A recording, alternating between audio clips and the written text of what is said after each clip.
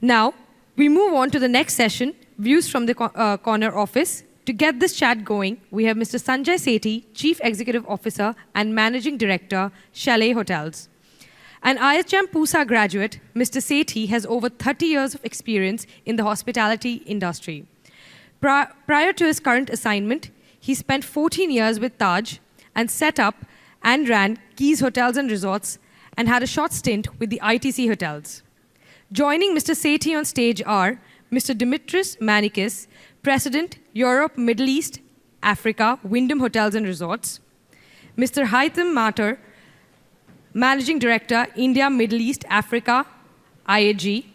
Katerina Giannouka, President, Asia Pacific, Radisson Hotel Group. Mr. Peter Fulton, Group President, Europe, Africa, Middle East, Southwest Asia, Hyatt Hotels Corporation. And Mr. Rajeev Menon, President, Asia Pacific, excluding Greater China, Marriott International.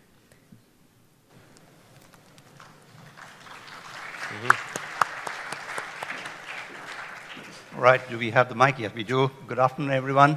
Clearly a bunch of heavyweights over here. Peter had to get his hotel to reinforce the stage here to make sure that we could take all of this. So look, to begin with, we thought I'll spend some time understanding what the CEOs, the people with the corner office, do as a job. And one of the thought process was that if you can sort of share with us, with the audience here, I'm sure some young people as well as owners would like to know where your focus is. So if you can share with us what your KRAs for 2022 are, top 3 KRAs by weightage, and let's see how that goes from there. You actually got paper and pencils next to you, just so that it's anonymous. You don't need to put your name. Just write those down. We just want to see what the bunch of you think are the key deliverables for this year.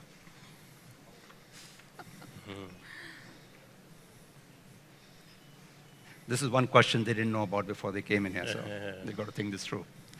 And whilst they're penning that down, 3, 4 words for each of the KRAs would be fine.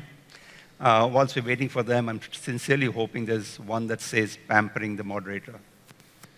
And if it's not there, I'm going to be extremely disappointed. And that's not there. I hope pampering the owner is there in one of those KRAs. Raj is smiling there. Are you done? May I take that? Yeah, 100%. There you go. Thank you. Thank you, Peter.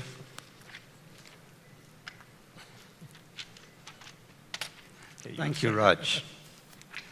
Yeah, so I'm going to sort of share it with all of you. No particular order, so you don't know who's given what.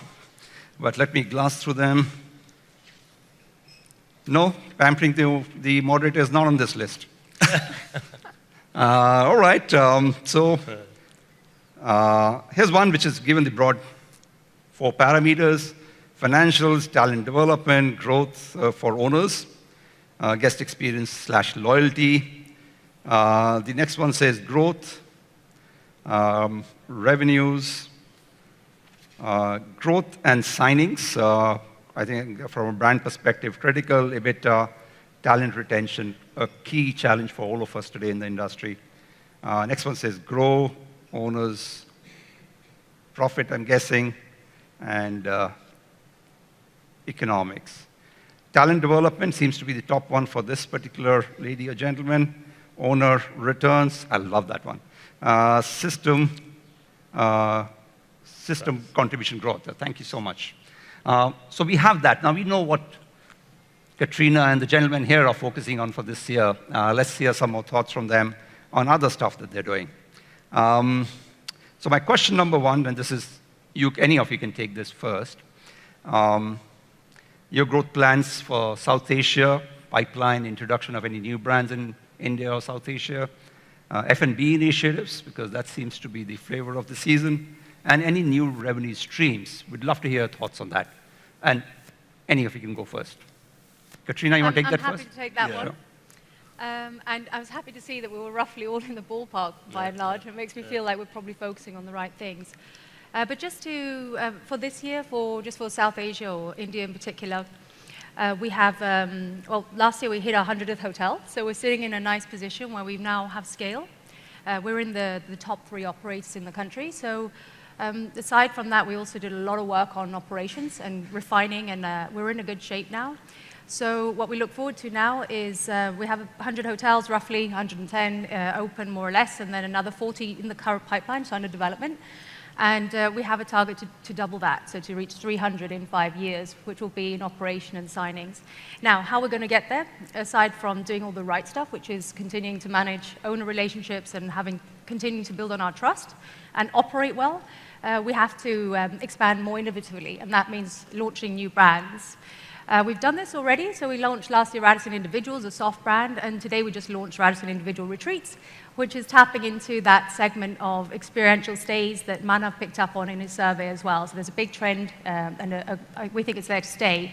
So we'll be adding on, we hope to grow that brand to around 50 hotels of really unique experiential places that we hoteliers want to stay because we're so done with the usual stuff. We want those customers too at the other hotel brands, but not in this one. And then also we just opened our Radisson Red as well in Mohali, so we hope to grow that brand more. We will grow that brand more in India. So we're looking forward to just hardcore, focusing on the right things, growing our brands, and being innovative. We came up with a new revenue stream last year. We launched a brand called Meter by Radisson. I'm sure most of us here know what Meter are. That they're really sweet, and they're just it's a way of us to use our brand that brings trust to a disorganized part of the market where everyone loves Meter, but it's been relatively disorganized. And it's massive. It's like a $14 billion market, actually, roughly. So that's completely innovative. The team came up with the idea and said, let's bring our brand, and that's a completely new revenue stream. We've opened one outlet already, and I understand that the revenues in the first few months are operating $500,000. So very happy with that new revenue stream. Thank you, Katerina. Would any of the gentlemen like to go now? I can take it. I'm Go closer ahead. to you anyway. So, for us, it's very simple. We hit a 50 hotel mark in India, which, for those of you who know about Wyndham, we're the biggest, largest franchisor of hotels in the world, and we only do franchise. So we hit a 50 hotel mark. I haven't done Nikhil and the team, but we are looking to do about 100 hotels. So we want to be at the place you are now, Katerina, by 2025. So we have some very aggressive plans. We believe franchise is one of the ways that India is going to grow. So for us, it's very simple where we want to be. We want to employ more people. We're employing more people in India. I think India is going to be a locomotive of growth, not just in hospitality, but in many other industries in the world. And we see that, and we want to be part of it. We are extremely excited by the fact that where we were and where we are today and where we want to be. So new initiatives, brands, we're launching very soon our first soft brand, trademarked by Wyndham. We have our luxury soft brand called Registry Collection by Wyndham. So these are 2 soft brands that we are extremely excited because there are so many unbranded hotels in this country that they would be, looking for a distribution partner and somebody to do business with. So that's extremely excited. And I was with the team the last couple of days, and it's amazing to see how bullish they are about the future of hospitality in this country. Great. We went through 2 years of sadness, and now you see the smiling faces, and we are extremely excited about the future. Thank you. Haitham, you wanted to go next. Sure, yes. Look, so ISG manages, operates, and franchises 47 hotels across Southwest Asia. 41 of these hotels are in India. And our pipeline for growth looks very healthy. For the next 3 to 5 years, we have another 40-plus hotels. So we're going to be hitting about the 80 mark by 2025. Mm-hmm. There's a lot of appetite, obviously, for the Holiday Inn Express and Holiday Inn brand, which is very attractive for investors in terms of cost of development, but also for consumers when it comes to affordability and practicality. We're now very keen to start bringing in our luxury brands, so the Intercontinental brand, as well as our Regent, Kimpton, which is a lifestyle luxury brand, as well as Hotel Indigo, and our newly launched brand, the Vignette Collection, which is our luxury collection brand. But obviously, what we've seen in terms of infrastructure here in India, and particularly in Mumbai and in Delhi, I think that's what's going to attract investors to build more hotel rooms as we see more visits into the country, but also the investments that we've seen in convention space, meeting space, retail. But what we probably want to see more of is clarity on what is the tourism vision for India, and what does India want in terms of tourists. I think, the campaign Incredible India had such a long shelf life. And I think a resurrection of that and some activity could certainly help both investors and visitors along. Just in a short, in terms of performance, I think all of us were discussing earlier, you saw the growth in March and April. As soon as borders open, as soon as restriction ease, flights, Emirates, for example, has now went to full capacity with over 270 flights across the country a week. And that's going to certainly fuel demand and would certainly require more rooms in the future. It's great, encouraging all around. Raj, Peter, do you want to take this? First of all, I think it's great to see everybody here. I think 6 months ago we would have all been sitting in our offices thinking, are we ever going to get together like this again? And we're a real people business. Can you hear him? No. I think this mic needs to fix. If someone in the green room could fix that, please. Okay. Good afternoon, good evening, everybody.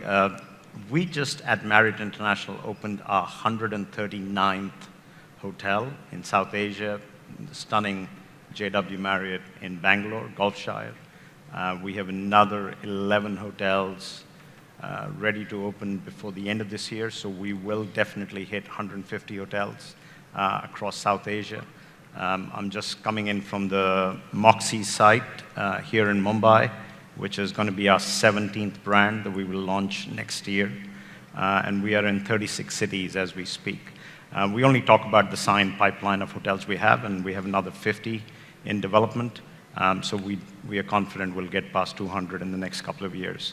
But as for confidence and recovery, I've always been very bullish on India. I see this as a decades-long growth story. And my view is from this month onwards, I don't think we really need to be comparing our recovery to 2019 because we believe we'll be better than that month after month after month. So that's our story. Thank you. Thank you, Raj. Peter, you want to take a shot? No. Still can't hear me. So I said before that it's great to see everybody here in the room, and I congratulate the guys from HICSA for putting this all together. And think that 6 months ago, we probably were all sitting in our offices or our hotels thinking, when is the opportunity going to come where we can get together again? So I'd like to congratulate everybody that's here for making the effort to get in together, because it really is great to see.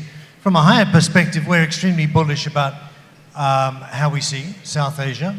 We're going to open 12 hotels this year. We're already operating 8,500 keys. We got 24 new hotels in the pipeline, which will take us to a very healthy level of growth as we look forward for the next couple of years. Revenues picking up extremely well. As everybody has been saying, pace is looking great for the rest of the year. So we're very, very confident about what's going on. Thank you, Peter. The next question is around something that I, as an owner, will be clearly eager to hear your thoughts also. And for obvious reasons, Dimitri, you can skip this question. It's about the franchising part. So look, the point is that there's a lot of, in the last, I think, decade and a half or so, there's been a lot of development of institutional owners. There's some amount of asset management capability that's developed in the country. Do you see franchise as a growing model for you in South Asia, given that you'll have a challenge? You often have challenges in setting up infrastructure of your own within countries and setting up teams. So we'll let the other four answer this one. Dimitri, you're clearly on franchise. Too obvious, too obvious. Go ahead, Haitham. I can go first. So IHG's system size is 80% franchise, predominantly in the US. And that's a growing model we're seeing not only in Southeast Asia, but also in the Middle East. So in Saudi Arabia, where we have first-time owners who are really keen to develop hotels, but they want to be fully involved in the operation of the hotel, and they're seeking a franchise model. There's a huge interest, obviously, in this part of the world as well, where we see, as you said, asset management capability, but also second generation, if you like, who are keen and have either been to hotel schools and want to be involved more in their, say, parents' hotels or ownership. And I think we're seeing a lot more towards the Holiday Inn, Holiday Inn Express brands, where they want to seek franchise opportunities with us. But would you do the other brands, the Intercons and the others? Well, look, I mean, with the Intercontinental, we have done in the past. We're a bit restrictive on some of the luxury brands. We do something called franchise in some of these brands, so it's a managed franchise operation. So you do a franchise for a period of at least 5 years until you're assured that the owners are ready to manage on their own, and you just sort of give the reins back to them after 5 years. It just allows them to, learn the product, learn the brand, work closely with us until we can trust in letting go. Sure. So Raj, Marriott has been a little slow on the franchise side. Love to hear your thoughts on why, and do you see that changing now? So initially, from our perspective, it was about building our brands, and our view also was the market was maturing. Today, we have a pretty decent franchise base of about 33 odd hotels. Now, in some cases, we are blessed with great partners, and in other cases, we are actually exiting some of these franchise hotels, which are just a poor representation of a brand. So from my perspective, it's going to be a balancing act, right? What we've done pretty much through end of 16 into 17 with the Starwood acquisition was really put a lot of resources closest to the market. Around Asia Pacific, we opened 8 offices, 2 in India on top of our Mumbai office, 1 full in Delhi, 1 in Bangalore. So we've got a lot of folks on the ground, and during COVID, it was godsend because our teams in markets like Jakarta for Indonesia, Tokyo for Japan, Bangkok for Thailand, and Sydney for Australia, they could engage with the partners, with the hotels, and react and do things.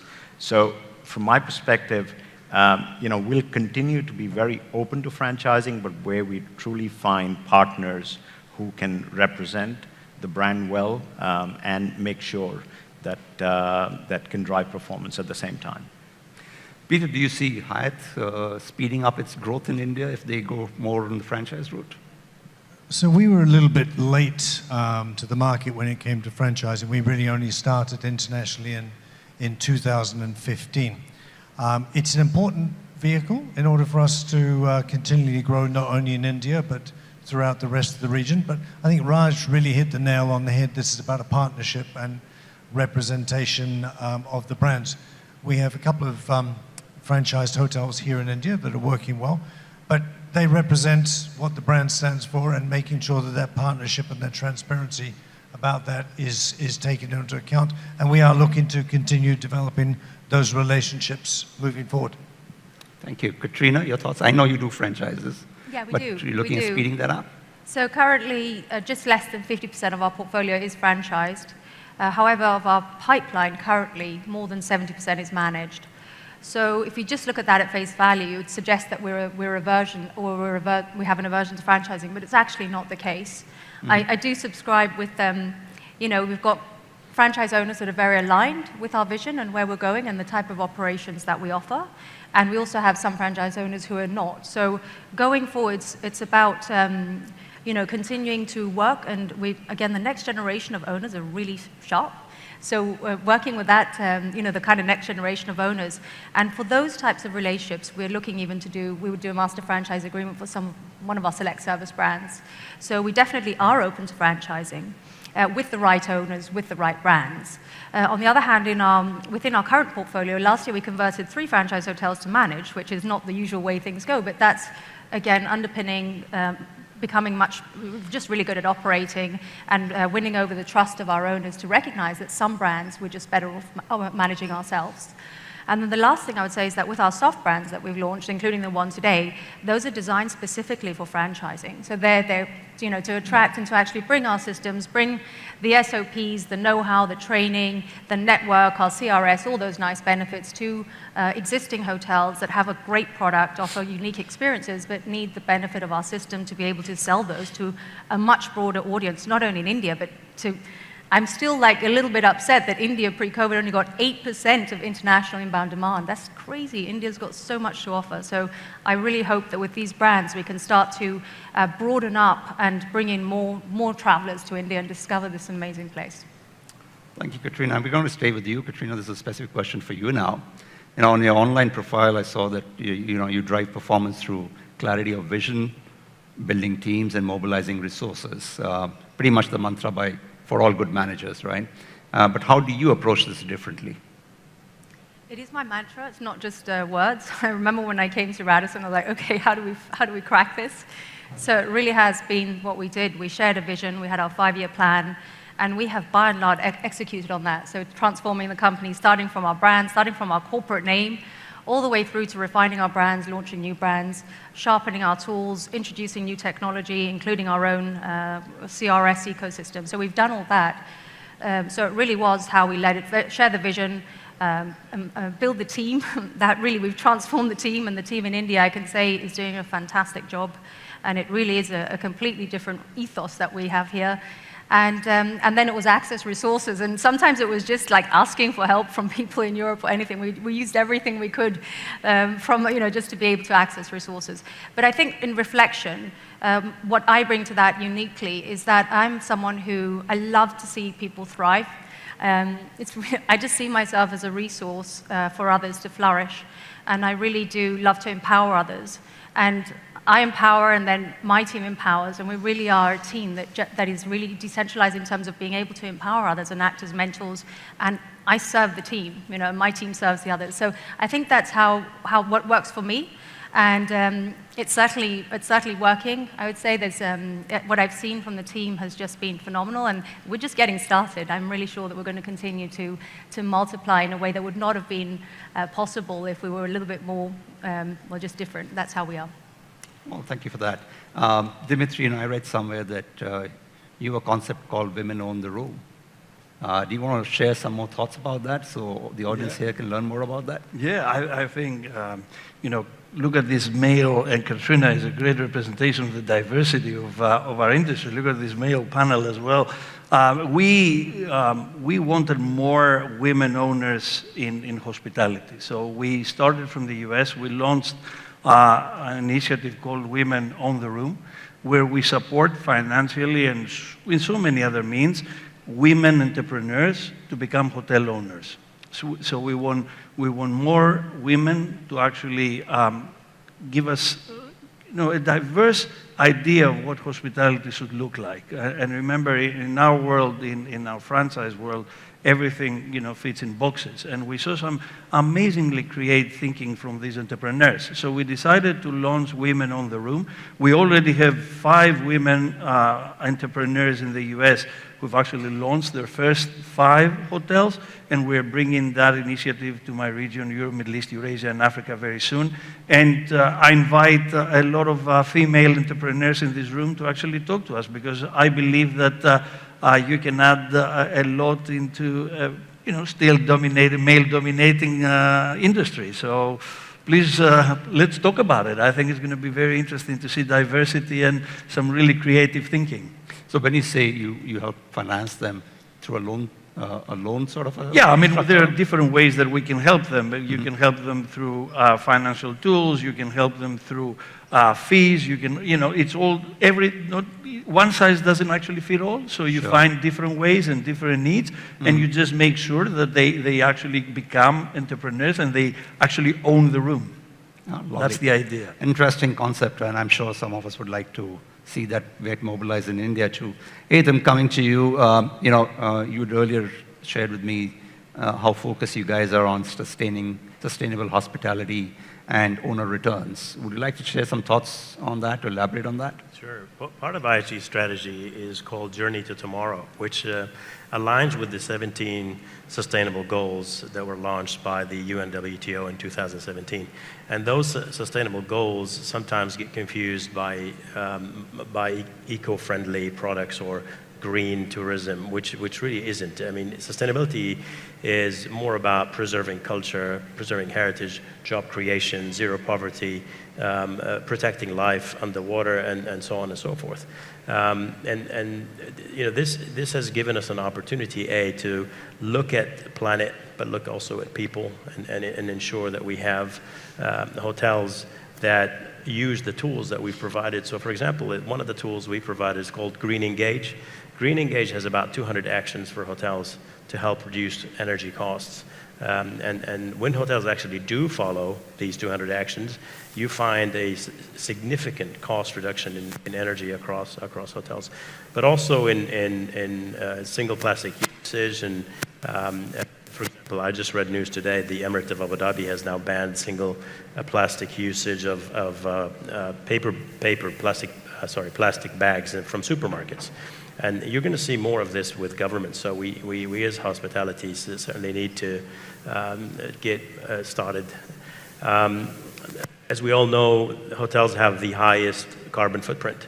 And studies show that the visitors into a country consume more energy, 10% more energy than the visitors. And well, that's normal. When we stay in a hotel, we use the towels once and we just put on the floor or in the tub for washing. We get our bed sheets changed every day. But when you're at home, you probably do that once every 2 or 3 days, or maybe once a week you change the bed sheets, right? But we also, comfortably leave the TV on or the lights on, and you don't do that at home. So obviously, when you visit a country, your carbon footprint is massive. And for some people who probably doesn't know, if you leave your TV on for 1 hour, it consumes 9.2 tons of carbon emission. That's equivalent to driving a petrol car for 22,000 miles. And that's just one hour of TV. So obviously, yeah, it's massive what the hospitality industry can do to reduce emission and carbon footprint. And when it comes to owner returns, obviously the reduction of cost of energy, our key focus today is really to ensure that we have our team members, our general managers focused on owner returns through the tools that we provide, and through another tool that we provide called the Work Optimization tool, which forecasts staffing based on your forecast for the future. So it really just takes from our systems and allows a hotel general manager to forecast. Now, in some countries where employees are, sorry to use the term, imported, so if you're in Dubai, all the employees come from other countries, it's hard to actually maintain that. But in countries where you can do part-time employees, it works extremely well. Thank you. Maybe this would be a good point to sort of just suss out what's the focus on ESG across this room. This is not something I thought about earlier, but maybe with a show of hands, if we can see how many of you have ESG as a part of your key focus areas in the current environment. Can we have a show of hands for everyone in some form or the other having that as a deliverable? That's not much. Is everyone listening into the conversation? Is that all? Second chance for everyone else? No? All right. It's not too strong, right? I would have expected a lot more. Lots of people leave their TVs on. No, well, I was talking about ESG as a focus. That's a great example that Haitham shared. But as in general, I think ESG has just become so important, and not just from an environment perspective, but even from investment perspective. So if you want to grow, you need a very strong ESG focus. Raj, you answered the question that I had for you in my mind already about growth, etc. You want to add something to that, or maybe I could ask another question there. No, feel free to ask me any question, but the only thing I'd say on growth is really a couple of things. One, first, in the last 15 months, which have been the toughest months in the industry, we've signed 18 deals. And we get lots of questions, how are you getting all these deals? The answer is very simple. I've always believed performance and unit growth are not mutually exclusive. They work together, hand in hand. You have to stay nimble. You have to deliver exceptional results. And you've got to be disciplined. And what we have seen across, particularly through COVID, was the level of partnership with our owner community, incredible sense of transparency and working together. In fact, every year, at the end of the year, we do our own internal owner survey. And at the start of COVID, we were asked this question internally, should we be doing it? It's so tough. And my answer was, absolutely, we should be doing it. And we've seen the last 2 years, the scores actually grow. And that, to me, gives me comfort that we may not agree on many things with our partners, but that transparent approach of working together, learning from each other, is really the best way to move forward. And my colleagues are pretty much saying much of the same. And that reflects then in your growth numbers. So I think there's definitely trends towards the resorts and leisure market and all of that Manav talked about, but ultimately performance and unit growth go hand in hand. So here's a question for you. How important is being the largest hotel chain or signing the most number of contracts or having the most number of keys in a particular area, South Asia, for example, to you guys? How important it is? How important is that? Listen, India has always been a strategic market for us. It's the second biggest after China. So is it important for you to be number one in India or number two in India? Is there a race? To me, it's not a race. It's about quality. And that's the reason we've been very disciplined on our management versus franchise. I talked about it. It's a discipline. We are exiting hotels where we really feel the brand is not appropriately represented and the partner doesn't carry the same values as us. And we have no hesitation on that, right? But at the same time, growing with quality partners and quality brands is critical. And that's the most important than the race for just being the biggest. Haitham, you had some thoughts on this. Yeah, I just wanted to add that, unfortunately, hotel companies are evaluated by the stock market or by the New York Stock Exchange by the number of keys.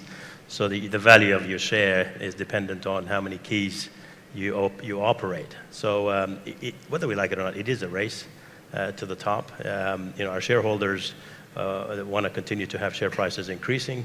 Companies get valued at what they're worth based on the number of keys. So whether we like it or not, we could always look for. Sorry, Rise, I don't mean to say anything wrong, but we could always look at quality, and it's important, the quality of product, but also quality of owners, right? But at the end of the day, we're all in a battle to sign deals and to grow deals. And if you talk to any of us, we're all targeted on growth. Growth is our number one target.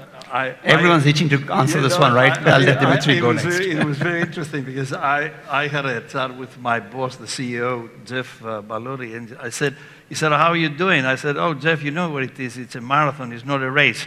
And he almost had a heart attack. And he said, what do you mean it's a marathon? I said, oh, it's slowly. He says, no, Dimitri, it's actually a race. And to your point about, net room growth and how Wall Street actually values us, it's exactly the same. But again, everybody, all our esteemed colleagues have actually said it. It's quality is not just about the numbers. It's about the people. It's about the way you do it, the markets, the destination, the value that you put, and how you respect the destination, your owners. It's not just, I want to win at any cost, because then, everybody would take dope and they would win those races and those 100 meters. So you have to do it the right way. Absolutely. Before I ask my next question from Peter, there's an opportunity for audience to ask questions. This time they don't have floating mics. So I want to urge you all who have questions to go to the app and put your questions, and we'll see it on that screen over there. You could specify who you want to ask this question to, or the panel in general. Feel free to do that. So Peter,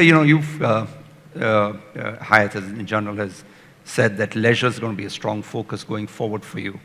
You want to share some thoughts about that with us? Yeah, it's really interesting. I mean, you look at destinations around the world and you say they're all business destinations, or everybody thinks about leisure as going to the beach or going to play golf. And I think that has been dispelled to a certain degree by what happened during COVID. And we have staycations in hotels like this where we have had up to a couple of hundred rooms at a weekend. And we recognized this focus relatively early on during the pandemic, and resulted in part and parcel as the purchase of ALG, which now makes us the largest operator of luxury full-inclusive hotels in the world. But relative to what's happening here in South Asia and India is Sanjay and his team have got a separate team there that's just focused on really tuning that leisure product wherever it is, and making sure that we are focused on getting the right people into these leisure destinations, tuning the product, making sure that the F&B experience is not the same F&B experience as you get in a city center. There's that relaxed part of it, the type of cuisine, the type of service, and everything else. So very much focused on building that part of the operation, not only here in South Asia, but also internationally, and also hoping to extend that full service, fully inclusive concept into this part of the world, because I think it's a great fit, and it's not necessarily cheap and cheerful all the time. We have resorts that are offering fully inclusive at $500 rates in different parts of the world. So we really think that's an opportunity for us here as well. Katerina, do you have an all-inclusive concept in your portfolio? All-inclusive concept in your portfolio? We don't, no. No. We're not And what's your thought? What are your thoughts about leisure versus business? So blurred would be my first thing. But no, I was just laughing because at the end of the day, just to go back to the point about does size matter, it does give us, it is about scale. Once you reach a certain scale, you can start to really segment your focus and offer different types of services for different types of business products. So, for example, here in India, we're now setting up a team to specifically focus on franchising. So I just want to make that point that, same about leisure, you can actually target specifically for leisure. And the marketing dollars, of course, are very different if you have a small portfolio versus something larger. Around now, the segmentation, business versus leisure, actually, I mean, leisure has clawed us out of this crisis. We're very grateful. We're very encouraged by the propensity of people to travel. Very much so in India. I mean, the second people were allowed to travel, they did in big volumes. What we've started to see in the last 3 months is that, and this is why I'm deeply confident about the year and the recovery of India, is because we're starting to see the other segments firing as well. So MICE business had come back in the form of leisure groups, weddings already from last year, and sporadically during the last 2 years. But in the last 4 or 5 months, we've really started to see, and the last 3 months, corporate coming back too. So is it leisure, is it business? I have a feeling that people have short memories, and as soon as we look at us, I mean, how good is it to be here? I think we're all going to start traveling again. It might take a little bit of time for full corporate segments to come back, but I believe that humans have short memories and we like to travel and connect. And I'm pretty bullish on the macro or the medium to macro in terms of recovery to all segments, with the addition now that people will have more time to travel at will for leisure. So I do think leisure is going to come out the winner at this on a sustainable level, because I know some people are trying to get everyone back into the office, but I think we've got to be realistic that we're going to be working less in the office, and that translates into more travel, more leisure, even if it means doing some work whilst you're on your new leisure trip. Sure, thank you. Peter, your thoughts on continuing with this part about business and leisure. What do you think, when do you think, would like to hazard a guess, when do you think normal business travel will be back, global and domestic for India? So I think the question is going to be, what is normal business travel? So 2019, business travel numbers and rates. I think we'll start to see some really resurgence of this in the third and fourth quarters of this year once we get through the summer period. I think we will start to see that business travel will change. People will travel less frequently but stay longer. When I've talked to some of our top corporate accounts through Europe recently, they were all saying that they are going to focus on sending people somewhere for a longer period of time, so no more of this one-day overnight trip and then back again. And we're starting to see that happen in Germany to a certain degree and in the UK. But it's going to be interesting to see how that actually builds up over time. Sure. Raj, for India, the largest source markets for business travel are US, followed by UK. And you would like to hazard a guess when they're going to normalize? My sense is in about the fourth quarter this year, they'll start to travel. But I'll give you a couple of simple stats.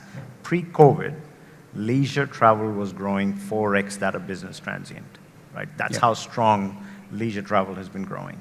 And intra-Asia travel has been growing double-digit, year on year on year.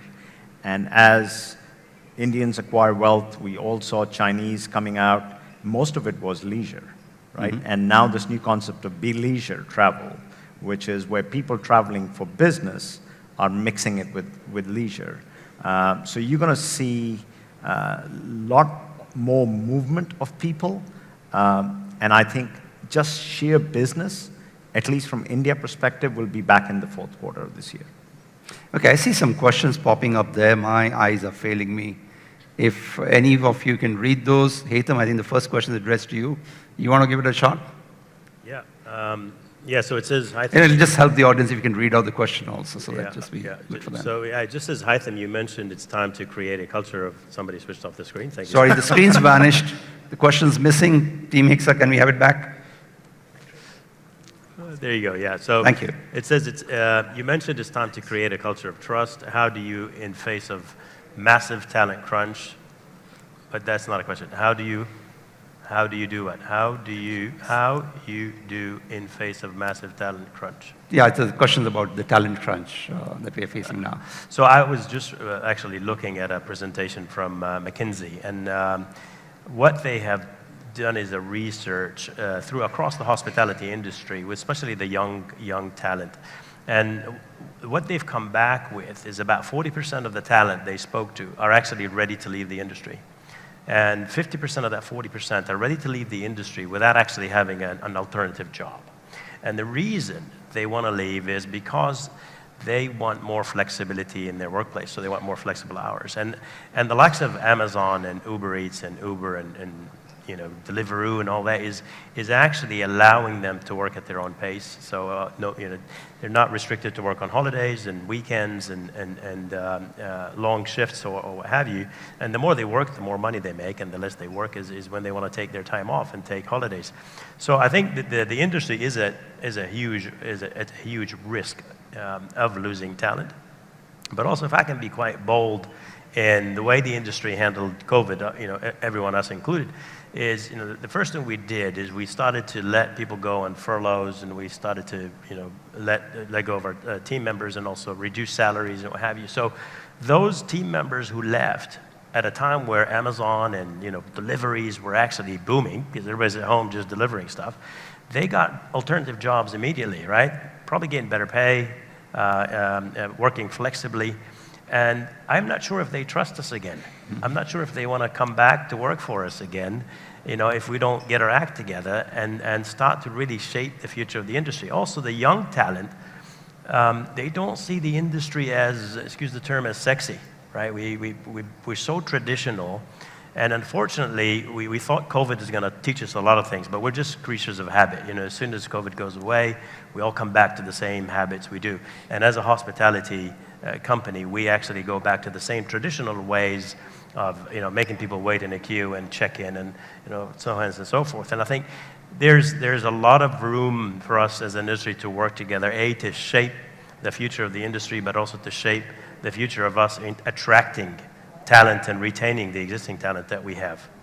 Thank you. So the next question is a little controversial, and since we have only international brands on the stage, you want to add to that, Peter? I want to just add another word about this thing about talent. I mean, I remember when I worked in Delhi in the late 1990s, I don't think one of the hoteliers in those days ever said we had enough people or there was not a scarcity of talent, even here in India.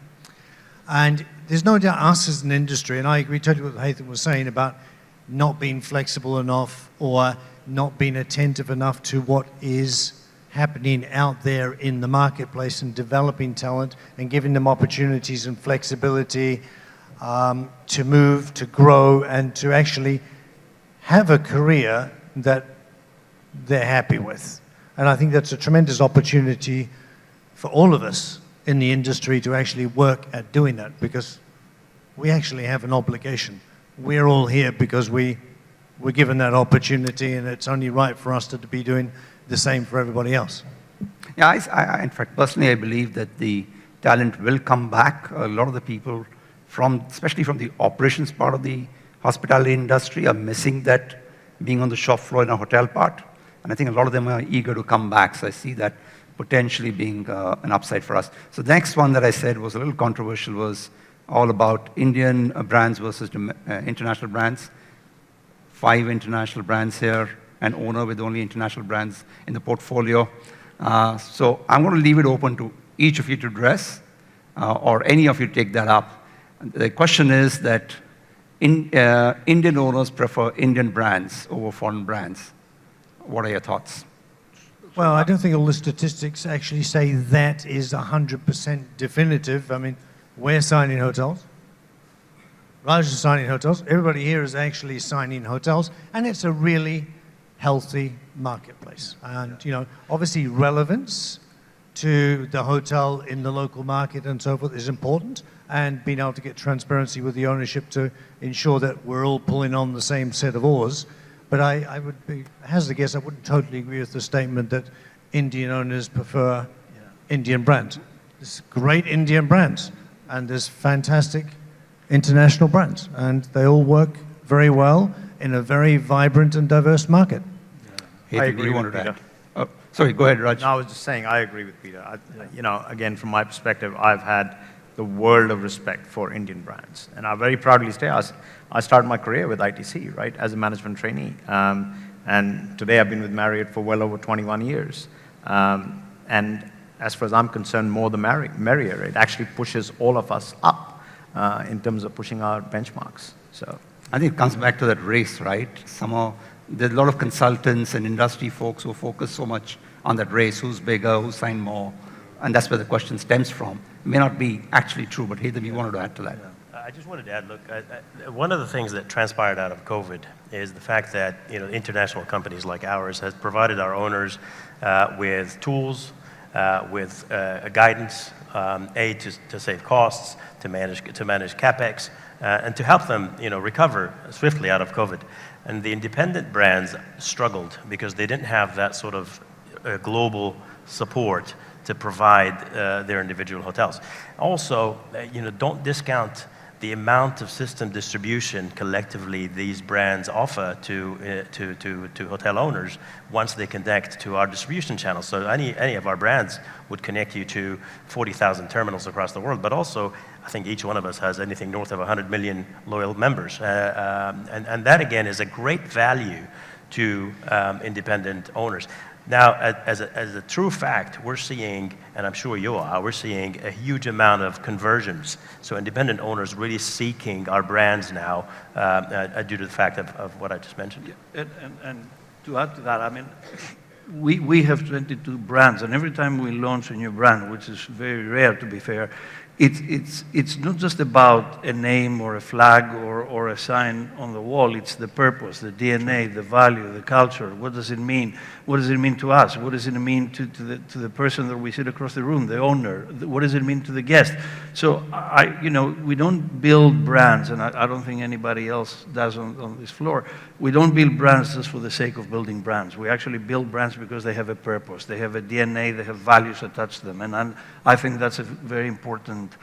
You know, I think hoteliers, and we don't fight with domestic brands. Again, I would agree with Raj. Domestic brands makes us better, that makes us wiser, smarter, because they are in the land. They are here. They know how to read the terrain far better than us that we just came here about 15, 20 years ago. Great. So look, thankfully for my aging eyes now, it's a relief to see that the questions are actually up there. And I could have read them a lot easier from here. And all the naughty questions have come from anonymous people. Okay, the next question is, with the change in generation seeking instant gratification, what's your take on future of loyalty programs? I'll take Yeah, go ahead, Raj. Yeah, I think loyalty programs have to adapt and very quickly move in that direction. People are expecting instant gratification. They want to use, I mean, Marriott has the largest loyalty program in the world today with 160 million members. In Asia, we have 55 million. Pre-COVID, we were signing 1 million members a month in Asia alone.